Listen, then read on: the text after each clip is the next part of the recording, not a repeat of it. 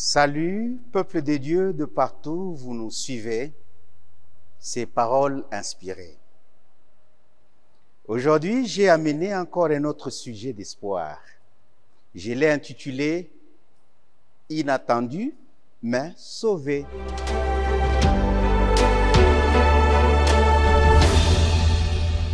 Vous savez que certaines personnes sont chrétiens parce qu'ils sont nés dans un pays chrétien. Mais il y en a qui ne vivent pas dans des pays chrétiens, mais qui, de manière, on ne sait pas comment, ils peuvent être sauvés. Ils sont dans des pays arabes, là où ils sont des musulmans. Ils sont dans des pays bouddhistes, là où ils sont des bouddhistes. Mais ceux qui vivent dans des pays chrétiens, eux, ont la chance d'être sauvés parce que c'est déjà le christianisme. Mais il y en a qui vivent là, ils ne peuvent pas être sauvés.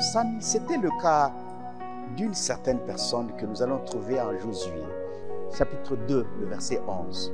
Nous avons appris et perdu courage, et tous nos esprits sont abattus à votre aspect, car l'Éternel, votre Dieu, qui est le Dieu en haut, dans les cieux et en bas sur la terre.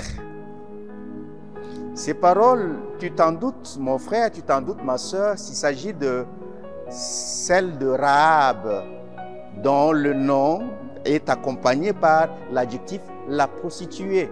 Josué va amener les espions là dans le pays de Jéricho qu'on devait bientôt assiéger, qu'on devait maintenant conquérir. Et le comportement de cette prostituée a été un comportement exemplaire. Il les a cachés.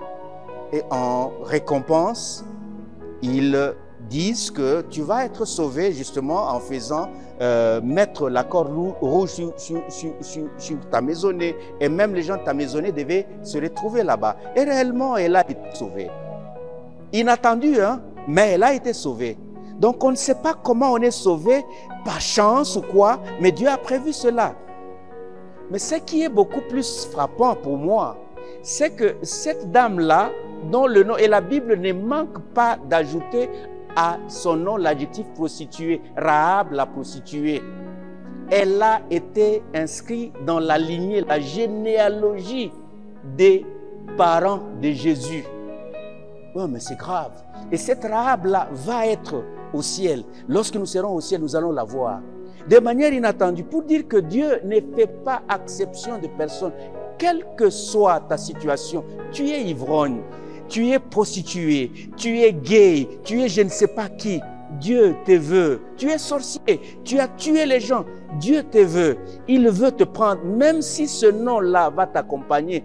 Ne t'en fais pas, Dieu veut te sauver comme il a sauvé de manière inattendue celle qui ne pouvait pas être sauvée. Et Dieu veut que tout le monde soit sauvé, même les musulmans. Dieu veut que tout le monde soit sauvé, même les prostituées, même tout le monde. Dieu veut que tu puisses être sauvé. Alors que tu es en train d'écouter cette parole, tu te trouves dans cette catégorie des gens qui se disent qu'ils ne peuvent pas être sauvés. Je te prie seulement d'incliner ta tête, c'est moi je veux prier et Dieu va te sauver. Dieu notre Père, tu es ce Dieu qui ne fait exception de personne. Et je sais qu'il n'y a aucun autre nom ici sur la terre et dans les cieux par lequel les gens vont confesser pour être sauvés. C'est ton nom seulement. Mais il y en a qui sont perdus parce qu'ils sont nés dans des pays où la parole de Dieu n'est pas prêchée. Ils sont nombreux qui te cherchent, Seigneur. Ils sont nombreux qui sont persécutés à cause de leur foi. Mais Seigneur, pendant qu'ils écoutent cette parole, pendant que ma soeur écoute cette parole, qui va lui parvenir, Seigneur, touche-le afin qu'il puisse être courageux comme cette prostituée Rahab, comme Rahab qui a été inscrite dans la généalogie de ceux qui ont fait que Jésus puisse être né. Je suis sûr, Seigneur, tu vas réaliser ce rêve pour mon frère d'être sauvé de manière inattendue parce que je te l'ai demandé au nom de Jésus, notre Sauveur. Amen.